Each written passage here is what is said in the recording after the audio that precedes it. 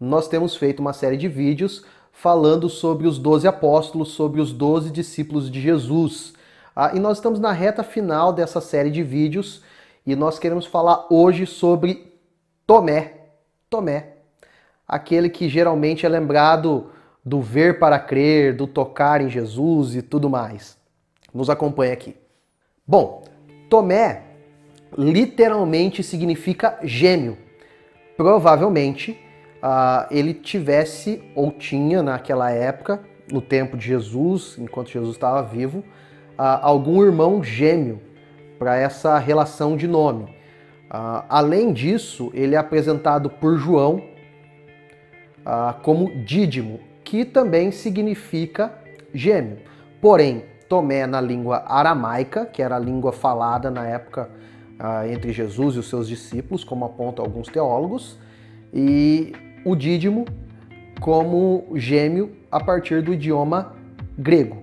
Lá em Mateus capítulo 10, nós temos uma lista onde são apresentados os 12 discípulos e Tomé faz parte dessa lista e também das outras listas que aparece dos 12, até mesmo na lista que está lá em Atos capítulo 1, se não me falha a memória, tá bom?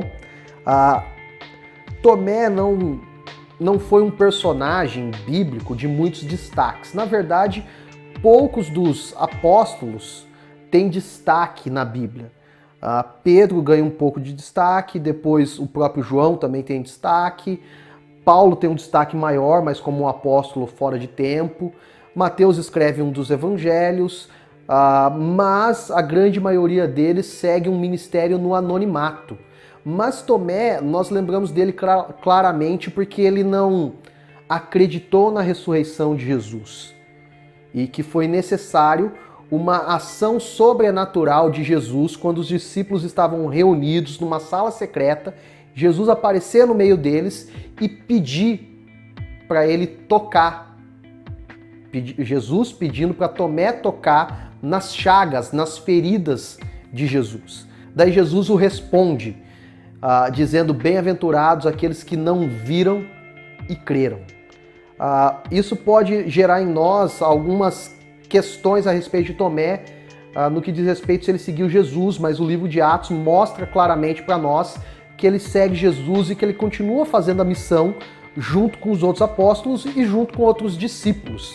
Agora, como foi a vida dele depois disso, nós nós temos informações a respeito do que a tradição diz. Quando nós falamos tradição, nós estamos lembrando talvez de alguns escritos nós estamos lembrando de alguns escritos dos pais da igreja, de alguns historiadores que afirmaram e apontaram o caminho que alguns dos 12 seguiram.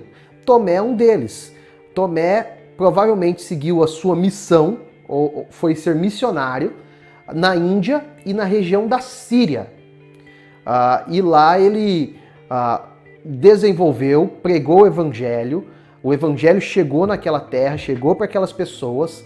Obviamente a história mostra para nós que o evangelho também foi sufocado nessa região, mas ele pregou, tanto que você tem uma igreja fundada que remonta aos tempos dos apóstolos, lá na região onde ele trabalhou, onde ele foi missionário. Ele morre e há duas concepções a respeito de como ele morreu. A primeira diz que ele foi morto pelo rei Milapura, ou pelo rei de Milapura. Há uma divergência entre algumas fontes se é o rei de Milapura ou o rei Milapura. Qualquer uma das duas que você afirmar pode ser a correta ou não, porque há uma outra fonte que afirma que Tomé morreu enquanto ele orava, morto por pagãos atirando várias flechas nele. Tá? Então essas duas possibilidades de morte. Há um fato curioso a respeito de Tomé e que nós precisamos mencionar. O Novo Testamento tem o que são chamados de livros apócrifos, como tem no Antigo Testamento aqueles livros de Macabeus, Tobias, Judite e alguns outros. Também há no Novo Testamento, e há um específico que é acreditado de Evangelho de Tomé. Por que que ele não é inspirado, ou seja, por que ele não faz parte da Bíblia? Primeiro, porque ele segue o ensinamento gnóstico, que por meio do conhecimento, e um conhecimento imaterial, você atinge um aion espiritual e um nível superior de fé, ou coisas nesse sentido. Então ele segue um pouquinho a questão do gnosticismo. Segundo, ele contradiz relatos da vida de Jesus em relação aos outros evangelhos. Terceiro, os historiadores apontam que esse evangelho foi escrito no século II, provavelmente por alguém que usou a fama de Tomé para que o livro dele ganhasse destaque e proeminência. Como nós estamos caminhando para o final dessa nossa série sobre os apóstolos, é importante algumas aplicações. Primeiro, seguir o ministério que Deus nos dá não é fácil. Em muitas situações é doloroso, em muitas situações pode, e em várias tem gerado morte. Morte.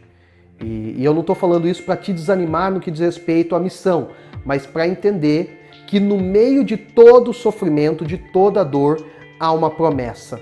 Deus está conosco.